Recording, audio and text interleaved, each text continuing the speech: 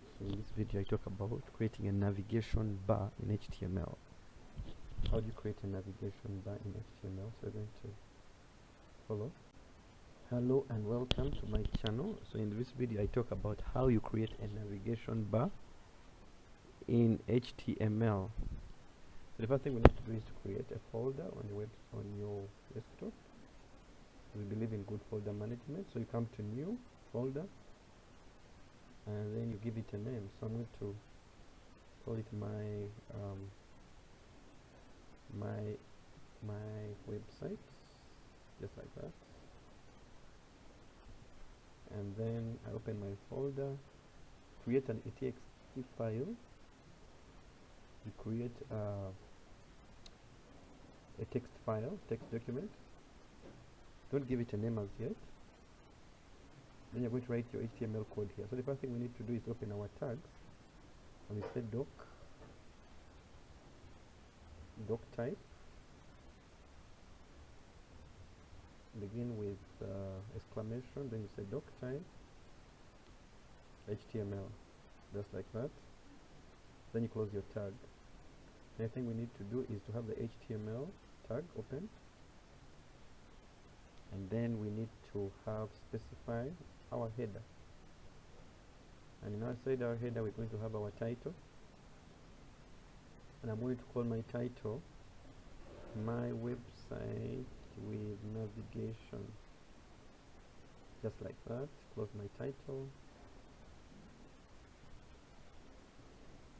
just like that. And then the next thing I need to do, I need to create a body for my section, body section, just like that. And then I will give it a header 1, and I would say follow these links, and then I'll close my h1, just like that. Inside my body I need to create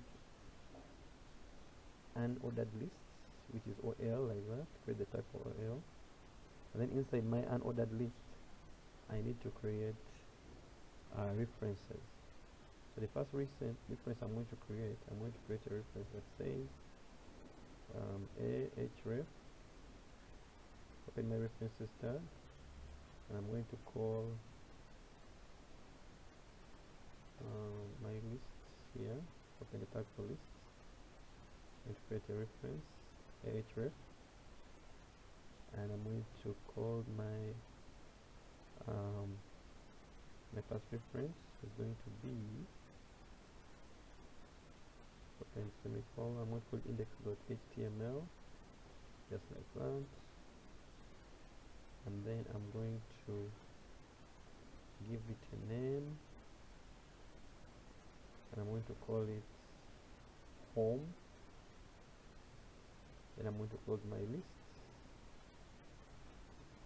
I'm going to close my list. I'm going to close my a tag, like that. The next thing I need to create is another list with my a tag ahref, and I call this one, I'm going to call it about.html, just like that. And I'm going to call this the about section in capital letters, like that. And then I'm closing my list, just like that. And then I'm going to have my anchor tag close. So I need to close my unordered lists, or L, and then I need to close my body section, and then I need to also close my HTML code, just like that. So we're going to be looking at how our list will look like. So I need to save my website. I come to save as, I give it a name. I'm going to call it nav,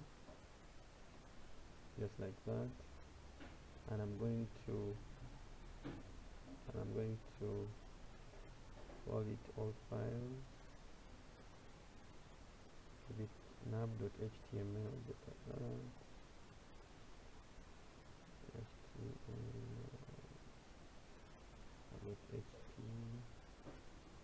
html, and then save that. I need to create a nav bar here. Nav bar stands for navigation bar. Then I need to close my navigation bar after my unordered list, just like that. Like that. Great. I need to save again, some changes.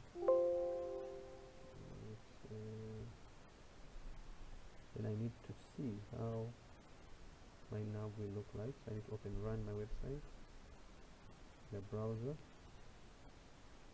It will take a few minutes to update. You can run it in your browser, you can run it in Mozilla Firefox, you can run it in Explorer, you can run it in Google Chrome. So let's give it some time as it loads, and then we'll see what happens. Let's see what happened. As it loads, what happened. Yes, promising it's opening. Give it some time. Yes, I know you see. You can follow that. You see what I have here. I have my home link and my about link. The unordered lists. So when I click on it, it will take me to another location, just like that. That's how you create an unordered list like that. Or you can change this. Instead of having an ordered list, you can have a UL just like that, and then we press file, I save, refresh your browser, just like that, and then we have another list like that. Then we have this tab that you can reference to. Thank you for listening and watching my video on how to create links with HTML. Yeah, good morning class. So in this class, I'll be talking about how do we create an automated table of content.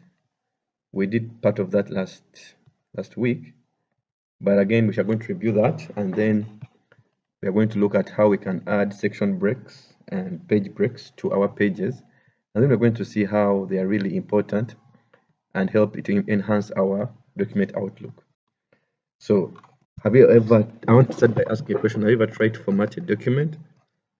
What challenges did you face?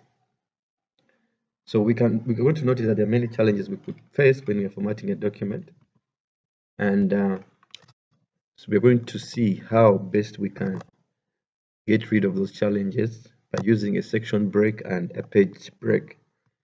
So the first thing I need to do is to create my auto content. So I can say equals rand. I determine how many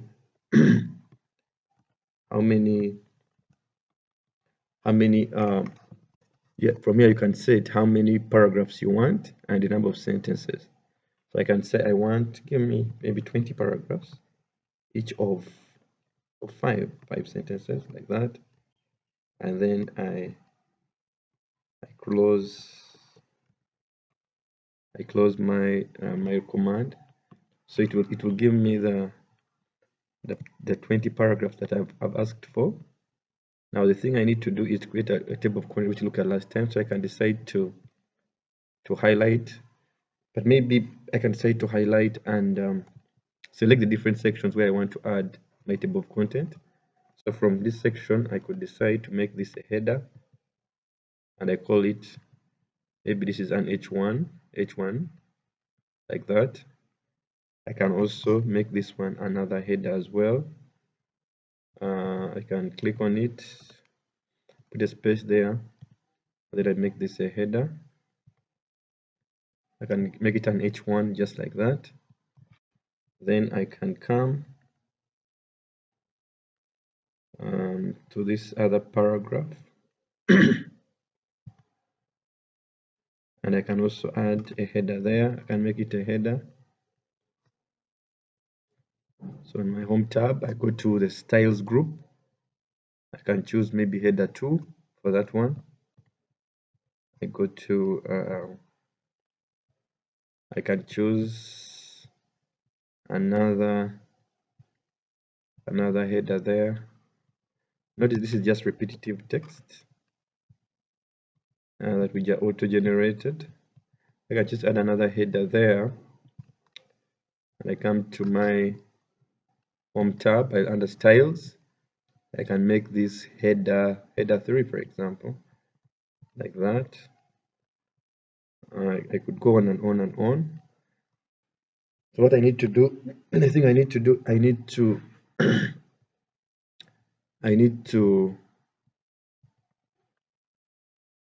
from here I can decide to add page numbers. So if I want to add page numbers to my document, I can highlight everything, Control A, then come to insert, look for where we have headers and footers, and then page numbers. So under page numbers, you choose bottom of the page. That's why you want to have your page numbers. So I look for a suitable page number format that I desire, that I think would be appropriate for my document. So I can go with this format, for example, just like that. So you can notice that page numbers have now been inserted for my document. If I look at my status bar, I can see how many pages I have, and when I scroll through my pages, I can see the different page numbers highlighted. So now we need to insert a table of contents based on our video. So you go to insert, and what you will do, you go to the references tab and you choose table of contents, which will be reflected there, and then you choose automatic table of content, which is table 1. And when you choose table 1, you will notice that it will be inserted with the respective page numbers that are selected. So we can look at our page 1 and then we can go through it. We can see that this video provides is on page 1, just like that. So another thing I said, we can also insert page breaks in our document. So I'm going to just show you how you can do that by inserting a page break in your document. You're going to come to the layouts tab, and again, why do we insert the document? Supposedly I wanted to add more text here, one more text. I forgot to add some text here, and you notice that I wanted to maybe type